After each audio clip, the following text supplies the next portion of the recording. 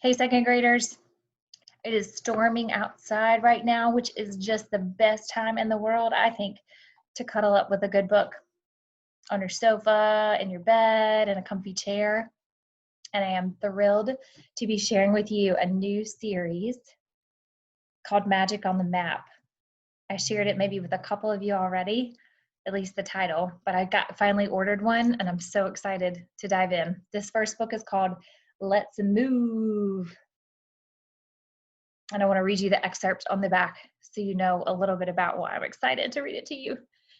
Magic and mystery from sea to shining sea. That means from Atlantic Ocean to Pacific Ocean, so all across the United States of America. We must be dreaming. That's what twins Finn and Molly Parker think when they discover a camper in their driveway. And it talks.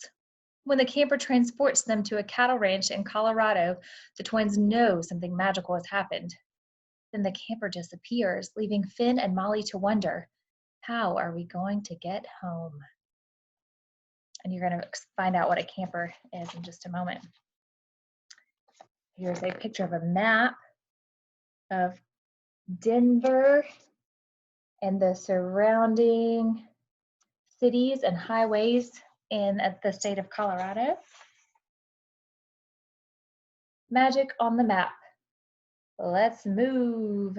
Thanks to Random House Publishing Company for allowing me to read it to you.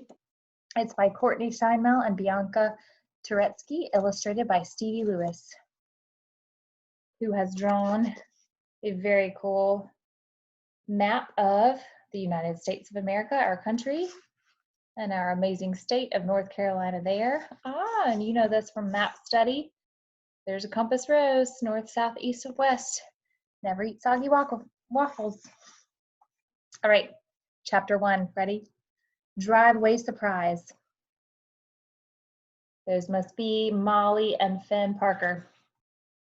On the last day of second grade, Finn and Molly Parker came home to find a camper in their driveway. It was white with one orange stripe and one yellow stripe. It had a rounded roof and 3 windows on the sides. I hope you can visualize or picture that in your mind, but I'm going to give you a sneak peek in case. The twins checked to make sure the school bus had let them off at the right house. Yep, this was 24 Birchwood Drive, with its hunter green mailbox out front and purple Johnny jump up flowers in the window boxes. But you couldn't see the window boxes now. They were blocked by the camper, which was as big as a boat. Molly turned to Finn. What's this doing here? She asked. How would I know? Finn asked. I just got here, same as you. Molly and Finn walked up the driveway slowly and carefully, as if the camper were a UFO. Finn was wearing his favorite baseball cap. It was from his Little League team, the Moonwalkers, and he never took it off. Well, not never. He took it off at school because hats were not allowed during class. And he took it off each night when he had to shower before bed. But every other minute of the day, he wore it, even when he was sleeping. Except right now, he took the hat off and shielded his eyes with his hand, peeking through the camper's tinted windows. Their dad jumped out of the driver's side door. Ah, the twins yelled in surprise. Dad, you scared us, Finn said. What are you doing home? And what's this? Molly added. It's a camper. Isn't it beautiful? Mr. Parker said. He patted the side of the camper as if it were a new puppy.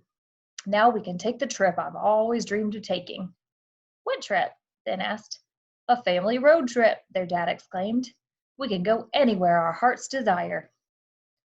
That's not true. We can't go to Bora Bora, Molly said. Huh? Finn asked. Bora Bora is an island in Tahiti, Molly said. It's in the middle of the Pacific Ocean, which means we can't drive there. Anywhere we travel in the camper has to be on this continent. That's right, Mom, their dad said. Can't get anything past you. But there are lots of other places these wheels can take us this summer. We can go anywhere in North America. Doesn't that sound great? I get car sick, Molly said. Remember the time we drove to Grandma's house and I threw up all over Finn? I remember, Finn said. It was so disgusting. I didn't do it on purpose, Molly replied. But you didn't have to do it on me, said Finn. Do you get camper sick too? Probably, Molly said. Gross, Finn said, placing his cap back on his head. Kids, where's that Parker family spirit? Their dad asked. Just then, Mrs. Parker stepped out of the front door, her cell phone pressed to her ear. Her eyes widened at the sight of a camper in her driveway. Carol, I'm going to have to call you back, she said.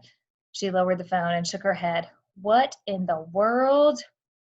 Family vacation, honey, Mr. Parker said. Mrs. Parker's eyes scanned the driveway.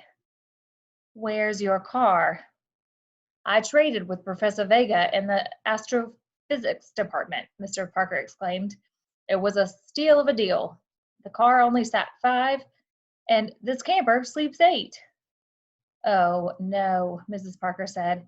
You have to trade back. This takes up the entire front yard, and it's crushing my poor marigolds. Phew, Molly and Finn sighed with relief. The camper would be returned tomorrow. Dad would get his regular old car back, and everything would be normal again. But that night, Molly couldn't fall asleep. She tossed and turned until there was a faint morning light peeking through her window shade. Molly put on her fuzzy bunny slippers and carefully tiptoed down the stairs.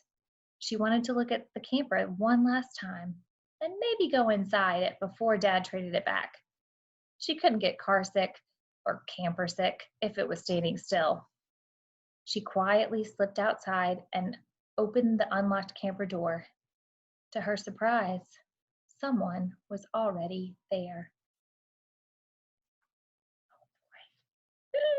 We already know from the excerpt on the back that the camper is magical.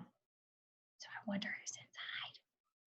All right, chapter 2, Magic Camper is the name of it. And there's a sneak peek of Molly Finn inside of the camper, I suppose. Perhaps, maybe that's her house. We'll find out tomorrow, readers.